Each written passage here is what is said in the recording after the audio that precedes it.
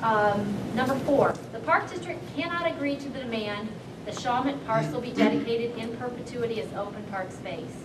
As indicated above, the Park District cannot make such a deal. Moreover, the Shawmut parcel is needed for police and fire services, public safety, improved traffic flow, and the effective use of Gordon Park. In addition, this demand makes no sense and demonstrates the blinders with which Objector, Coriel, and you operate. Objector and Coriel's purported goal is to maximize parkland. Reversing the swap transaction would reduce the amount of parkland possessed by the Park District of LaGrange. The parcel of land that the Park District received in exchange for the Shawmut parcel, and which the Park District will use to improve Gordon Park, is larger than the Shawmut parcel.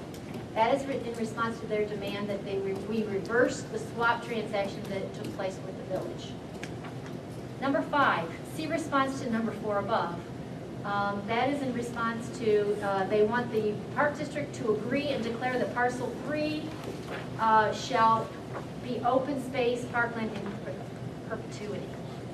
See response to number 4 above. Moreover, again, the Park District cannot and will not abide the ability of future Park District boards to determine the ultimate highest and best use of any Park District property.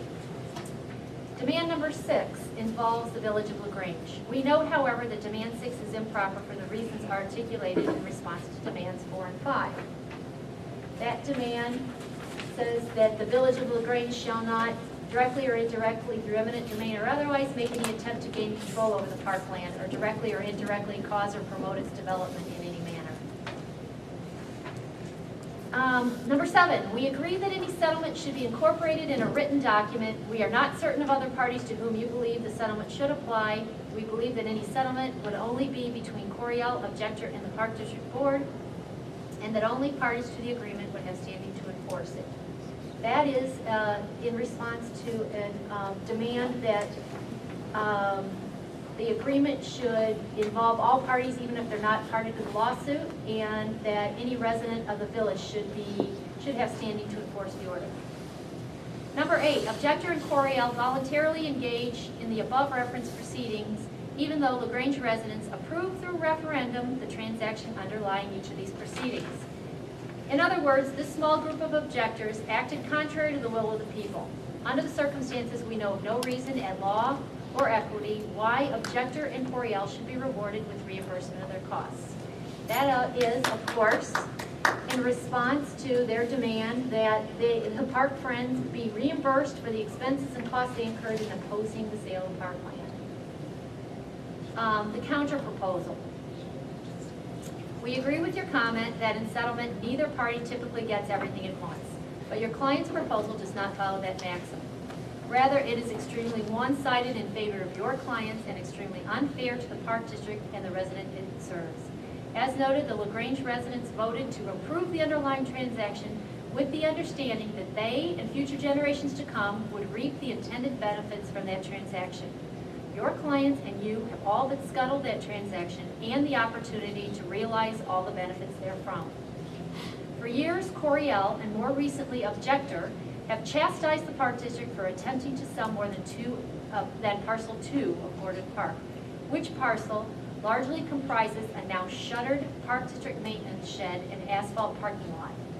The Park District would agree to the demand of your clients that only parcel 2 be sold instead of parcels 2 and 3, subject to the Park District's current contracts with ARP, subject to and conditioned upon ARP's agreement to limit its purchase to parcel 2 upon such terms and conditions if the Park District agrees. In exchange, however, Coriel must agree to dismiss his appeal, and Objector must agree to withdraw its objections to the sale and forego objecting to any further proceedings in this matter. The Park District's consent to sell only parcel 2 constitutes a major concession in this dispute.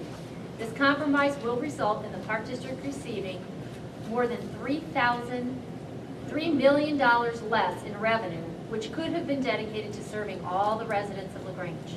This concession is being proposed to end this tiresome and costly conflict and allow the Park District and the LaGrange community at large to turn to more positive efforts. As indicated, absent such an agreement from Objector and Coriel that is acceptable to the Park District Board, We will request on Thursday that Judge Gillis schedule a hearing in keeping with the Park District's November 11th, 2009 memorandum.